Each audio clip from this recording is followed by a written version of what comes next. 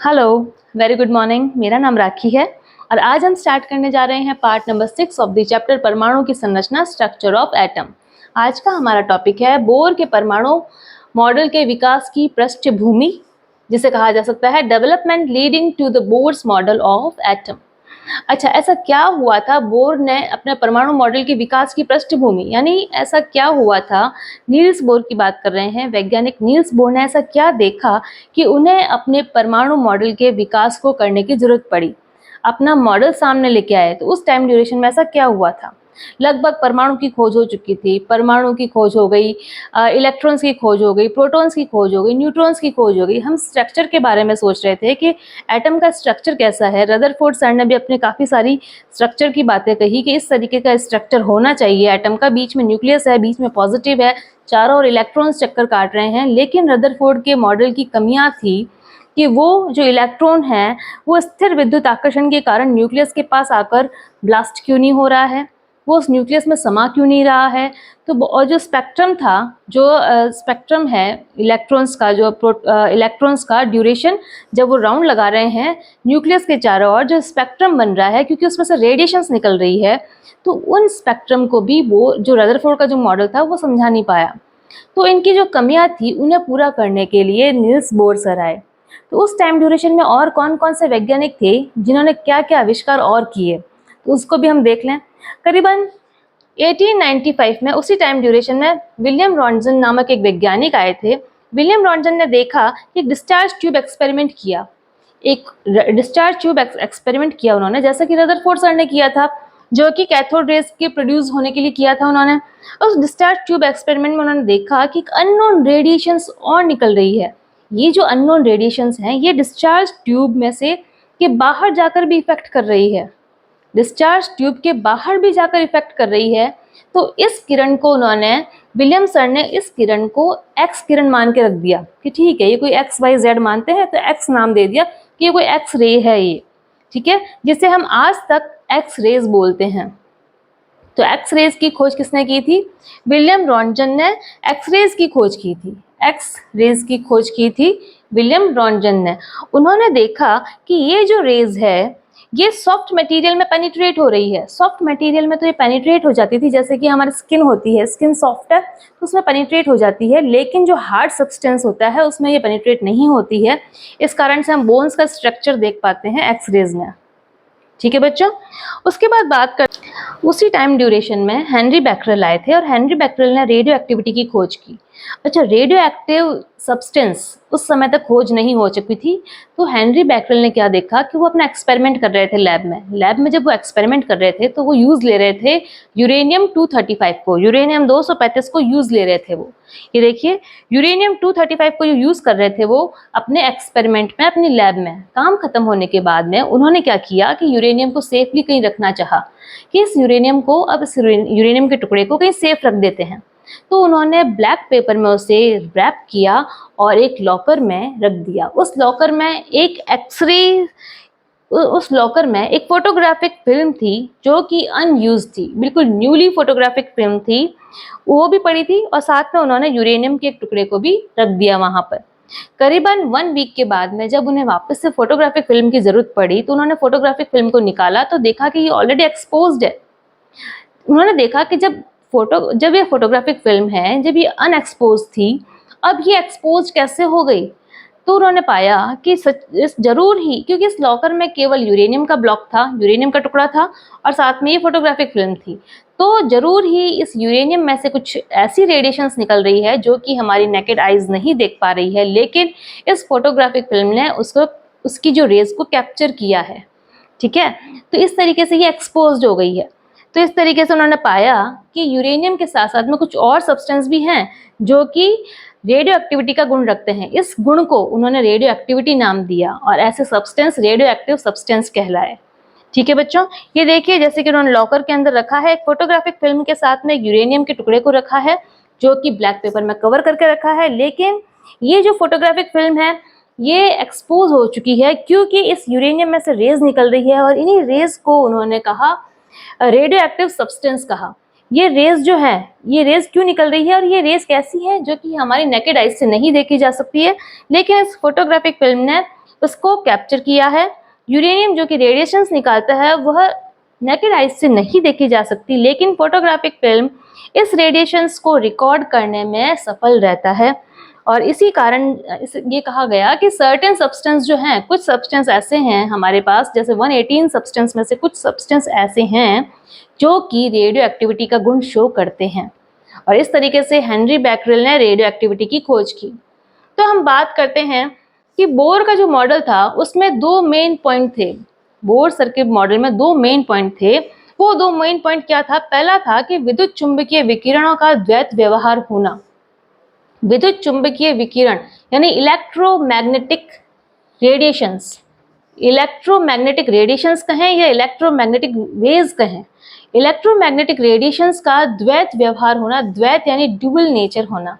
Dual nature का मतलब दो दो तरीके की प्रकृति, उनकी दो तरीके की प्रकृति, यानी एक प्रकृति है उनकी वेव नेचर यानी तरंगीय प्रकृति, और दूसरा है पार्टिकल नेचर यानी कणीय प्रकृति।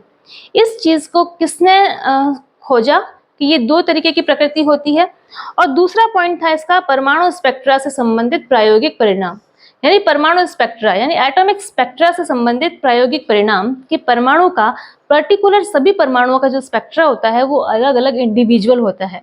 सभी परमाणुओं का स्पेक्ट्रम एक जैसा नहीं होता, प्रत्येक परमाणु का स्पेक्ट्रम अलग अलग आता है। तो इस तरीके से हम स्पेक्ट्रा को देखकर पता कर सकते हैं कि ये कौन सा एटम है। तो सबसे पहले जब हम पहली बात करें इसके तरंगीय प्रकृति की, देखिए वेव नेचर की बात करें, ये देखिए wave nature of electromagnetic radiations. दो तरीके का नेचर है, एक है विद्युत चुंबकीय विकिरणों का द्वैत व्यवहार होना, डबल नेचर होना, ड्यूअल नेचर होना, dual nature of electromagnetic radiations, जिसमें एक पहला है वेव नेचर तरंगीय प्रकृति, दूसरा है पार्टिकल नेचर यानी कणीय प्रकृति। जैसे कि हम बात कर रहे हैं कि विद्युत चुंबकीय विकिरणें कौन कौन सी होती हैं, जैसे कि सनलाइट है, अल्ट्रावायलेट रेज है, इंफ्रारेड रेज है ना, एक्स रेज है। इन सब की जब हम बात करते हैं, ये सारी रेज जो है ये दो तरीके के पार्टिकल से बनी है, एक तो पार्टिकल नेचर है, एक वेव नेचर है। वेव हम जानते हैं, तरंगे जानते हैं हम, है ना, जैसे समुद्र में लहरें उठती है तरंगे, इस तरीके से तो हम तरंगों को जानते हैं, ये तरंगे हैं। और पार्टिकल नेचर यानी कणीय प्रकृति, ठीक है, जिसका पार्टिकल नेचर भी है। किसी भी इलेक्ट्रोमैग्नेटिक रेडिएशंस का तरंगीय नेचर भी है और पार्टिकल नेचर भी है। ये दो तरीके के नेचर हैं, इसलिए इसे ड्यूअल नेचर कहा जाता है। सबसे पहले हम पढ़ेंगे इस वेव नेचर को कि वेव नेचर कैसे है, देखते हैं। पहला है wave nature of electromagnetic radiations. Wave nature ये चीज किसने खोजी? जेम्स मैक्सवेल ने। जेम्स मैक्सवेल ने 1870 में देखा कि विद्युत आवेशित कण यानी चार्ज बॉडीज, विद्युत आवेशित कणों को, चार्ज बॉडीज को जब त्वरित किया जाता है, जब एक्सेलरेशन किया जाता है, तो वह एकांतर विद्युत और चुंबकीय क्षेत्र, तो वो अल्टरनेटिवली क्या निकालता है? विद्युत चुंबकीय इलेक्ट्रिक फील्ड और चुंबकीय मैग्नेटिक फील्ड। एक इलेक्ट्रिक फील्ड, एक मैग्नेटिक फील्ड, एक इलेक्ट्रिक, एक मैग्नेटिक, इस तरीके से तरंगों को निकालते हैं, ठीक है। तो यह क्षेत्र विद्युत और देखिए, यह क्षेत्र विद्युत और चुंबकीय तरंगों के रूप में संचरित होते हैं। विद्युत यानी इलेक्ट्रिक और चुंबकीय तरंगें यानी मैग्नेटिक। मैग्नेटिक वेव्स और विद्युत के इलेक्ट्रिक वेव्स के रूप में ये संचरित होती हैं, जिन्हें विद्युत चुंबकीय या विद्युत चुंबकीय विकिरण कहा जाता है, इलेक्ट्रोमैग्नेटिक रेडिएशंस या इलेक्ट्रोमैग्नेटिक वेव्स कहा जाता है। लाइट जो है इलेक्ट्रोमैग्नेटिक रेडिएशंस की बनी है, और न्यूटन ने उसे बोला कि कार्पस्कल्स की बनी है। कार्पस्कल्स यानी पार्टिकल नेचर की बनी है, यानी लाइट पार्टिकल नेचर की भी है। और 19th सेंचुरी के एंड तक हमें ये पता चल गया कि जो लाइट जो है वो वेव नेचर भी है, यानी लाइट का इलेक्ट्रोमैग्नेटिक रेडिएशंस का पार्टिकल नेचर भी होना और वेव नेचर भी होना ड्यूअल नेचर कहलाता है। अगर हम बात करें कि देखिए वेव नेचर कैसा है इसका, जब भी कोई भी चार्ज पार्टिकल होता है, जब वो चार्ज पार्टिकल जो है वाइब्रेट करता है, तो उसमें इलेक्ट्रोमैग्नेटिक फील्ड यानी इलेक्ट्रिक और मैग्नेटिक फील्ड, दो तरीके के फील्ड लगते हैं। इलेक्ट्रोमैग्नेटिक फील्ड, दो तरीके के फील्ड एक साथ लगते हैं। ये देखिए यहाँ पे मैंने ये डायग्राम शो किया है जिसमें कि 3 एक्सिस शो की गई है। अच्छे से देखिए बच्चों इस डायग्राम को, एक है एक्स एक्सिस, एक है वाई एक्सिस और एक है जी एक्सिस बाहर की तरफ, है ना। ये तीनों जो डायरेक्शंस हैं तीनों एक दूसरे के परपेंडिकुलर हैं, लंबवत हैं। देखिए वाई एक्सिस की तरफ जो है इलेक्ट्रिक फील्ड लग रहा है। ये जो पिंक कलर की मैंने लाइन शो की है, ये जो तरंग है, तरंग देख रहे हैं आप, एक अपवर्ड है और डाउनवर्ड है, अपवर्ड है डाउनवर्ड है। और ये जो इलेक्ट्रिक फील्ड है ये वाई एक्सिस पे लग रहा है, जबकि जी एक्सिस जो है उस पर जो लग रहा है वो मैग्नेटिक फील्ड है। ये ब्लू लाइन से मैंने शो किया है, ये है मैग्नेटिक फील्ड। सबसे ज्यादा जो देखते हैं हम upward maximum displacement upward direction में जब होता है तो उसे क्रस्ट बोला जाता है, और मैक्सिमम डिस्प्लेसमेंट डाउनवर्ड जब होता है तो उसे ट्रफ बोला जाता है, यानी शिखर और गर्त। अच्छा, दो जो है distance between two adjacent crest और distance between two adjacent trough क्या कहलाता है? लैम्डा कहलाता है, वेवलेंथ लैम्डा, जिससे कि मीटर्स में नापा जाता है। जानते हैं हम इस चीज को। अच्छा, ये देखिए, जब इलेक्ट्रिक फील्ड लगता है और मैग्नेटिक फील्ड लगता है, दोनों एक साथ लगते हैं, एक दूसरे के बाद में नहीं, बिल्कुल एक साथ लगते हैं। दोनों एक दूसरे के लंबवत होते हैं, परपेंडिकुलर होते हैं, और तरंग संचरण की दिशा के यानी डायरेक्शन ऑफ प्रोपोगेशन के भी लंबवत होते हैं, है ना। ये वाई एक्स एक्सिस पे भी लंबवत हैं। ये दोनों मिलकर जब एक्स एक्सिस की बात की जाए तो ये इसके भी लंबवत हैं, है ना। तो क्या कहा जाता है, जब इलेक्ट्रिक फील्ड और मैग्नेटिक फील्ड एक दूसरे के लंबवत होते हैं, परपेंडिकुलर होते हैं, और तरंग संचरण की दिशा यानी डायरेक्शन ऑफ प्रोपोगेशन के भी लंबवत होते हैं। इस डायग्राम द्वारा ये शो हो रहा है ना। तो इसका अगला पॉइंट भी हम कर लेते हैं। तो ब्लैक बोर्ड को साफ कर लेते हैं एक बार। कुछ इंपॉर्टेंट डेफिनेशंस हैं उनको देख लेते हैं, और क्या क्या प्रॉपर्टीज हैं इलेक्ट्रोमैग्नेटिक रेडिएशंस की वो देख लेते हैं। स्टार्ट करते हैं। देखिए, सबसे पहले क्रस्ट किसे कहते हैं? क्रस्ट की जो डेफिनेशन आती है वो क्या है? The point of maximum displacement upward. The point of maximum displacement upward, ये मैंने शो किया है, ये क्रस्ट है। और ट्रफ किसे कहते हैं? क्रस्ट को हिंदी में बोलते हैं शिखर, ट्रफ को बोलते हैं गर्त। ट्रफ किसे कहते हैं? The point of maximum displacement downward. Downward में मैक्सिमम डिस्प्लेसमेंट ट्रफ कहलाता है। उसके बाद बात करें वेवलेंथ किसे कहते हैं, जिसे कि लैम्डा से डिनोट किया जाता है। इसे कहते हैं the distance between two adjacent crest और टू एडजेसेंट ट्रफ। दो एडजेसेंट क्रस्ट के बीच की दूरी या फिर टू एडजेसेंट ट्रफ के बीच की दूरी क्या कहलाती है? वेवलेंथ कहलाती है, जिसे कि लैम्डा से डिनोट किया जाता है। उसके बाद आती है फ्रीक्वेंसी, जैसे कि न्यू, है ना, एन यू, न्यू कहा जाता है इसको। ये मुड़ा हुआ सा वी है ये, लेकिन इसे न्यू बोला जाता है। ये frequency, number of waves which passes through given point in 1 second. ठीक है, तो एक गिवन पॉइंट दे रखा है आपको, जिसमें से 1 सेकेंड के अंदर कितनी वेव्स निकल रही हैं, तो वो कहलाती है आपकी frequency new. Number of waves which passes through given point in 1 second. ठीक है, ये है न्यू। इसके बाद आती है वेलोसिटी, जिसे कि सी से रिप्रेजेंट किया जाता है। ये वेलोसिटी क्या है? The distance travelled by wave in 1 second. 1 second के अंदर वेव्स कितना ट्रेवल कर रही है? हो सकता है ज़्यादा ट्रेवल कर ले मीटर्स तक, कुछ मीटर्स ही ट्रेवल करे। इसका ऐसा यूनिट होता है मीटर पर सेकेंड, यानी प्रति सेकेंड के अंदर कितना मीटर्स तक वो वेव्स ट्रेवल कर रही है, ये कहलाती है वेलोसिटी। अच्छा, इलेक्ट्रोमैग्नेटिक जो वेव्स हैं इनके क्या कैरेक्टर्स हैं, इनके क्या गुण हैं, हमने क्या देखा है ये? तो ये देखिए, all electromagnetic waves travel with the same speed. सारी की सारी सेम स्पीड के साथ ट्रेवल करती है, जो कि कितनी है? 3 × 10⁸ मीटर पर सेकेंड। चाहे वो लाइट के लिए कहा जाए कि सूरज से आने वाली जो किरणें धरती पर कितने टाइम में पहुंचती है, तो इनका जो स्पीड क्या है? 3 × 10⁸ मीटर पर सेकेंड।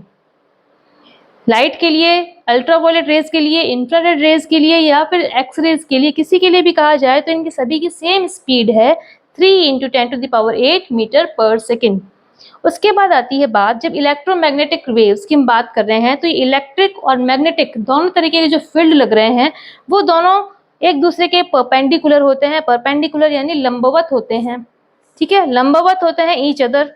उसके बाद तीसरी हम पॉइंट देखते हैं कि रिक्वायर्स नो, क्या चीज? इलेक्ट्रोमैग्नेटिक जो रेडिएशंस हैं या इलेक्ट्रोमैग्नेटिक जो वेव्स हैं उनको किसी भी तरीके के मीडियम की आवश्यकता नहीं होती है। जैसे कि साउंड होता है, साउंड को स्पीड की किसी की मीडियम की आवश्यकता होती है ना। वैक्यूम में वो साउंड नहीं सुनाई देगा, जबकि आपको मीडियम की आवश्यकता होगी उसमें।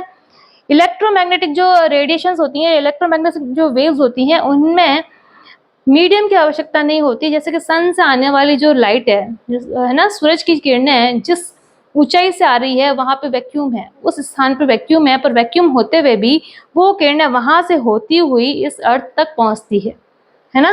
तो लाइट को किसी भी तरीके के या इलेक्ट्रोमैग्नेटिक वेव्स को किसी भी तरीके के मीडियम की आवश्यकता नहीं है। फोर्थ पॉइंट आता है कि वेवलेंथ यानी लैम्डा और फ्रीक्वेंसी यानी न्यू, अभी हमने पढ़ा है वेवलेंथ और फ्रीक्वेंसी। वेवलेंथ और फ्रीक्वेंसी ये किसमें यूज होती है? इलेक्ट्रोमैग्नेटिक रेडिएशंस की स्पेक्ट्रम बनाने में यूज होती हैं। क्या क्या चीजें? एक तो वेवलेंथ, लैम्डा और फ्रीक्वेंसी। वेवलेंथ की भी बहुत बड़ी रेंज है और फ्रीक्वेंसी की भी बहुत बड़ी रेंज है।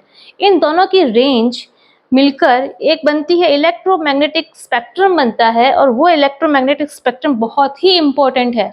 ठीक है बच्चों, तो वो इलेक्ट्रोमैग्नेटिक स्पेक्ट्रम बनाने के लिए हमें वेवलेंथ और फ्रीक्वेंसी, उस इलेक्ट्रोमैग्नेटिक रेडिएशंस की वेवलेंथ और फ्रीक्वेंसी से इलेक्ट्रोमैग्नेटिक स्पेक्ट्रा बनेगा, और उसका हम स्टडी करेंगे पार्ट नंबर 7 में।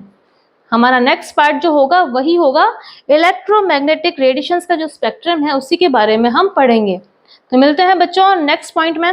आपको आई विश आपको ये सब डेफिनेशंस और अच्छे से समझ में आया होगा। अगर आपको कोई भी डाउट हो तो प्लीज़ कमेंट सेक्शन में मुझे कमेंट करें। Thank you.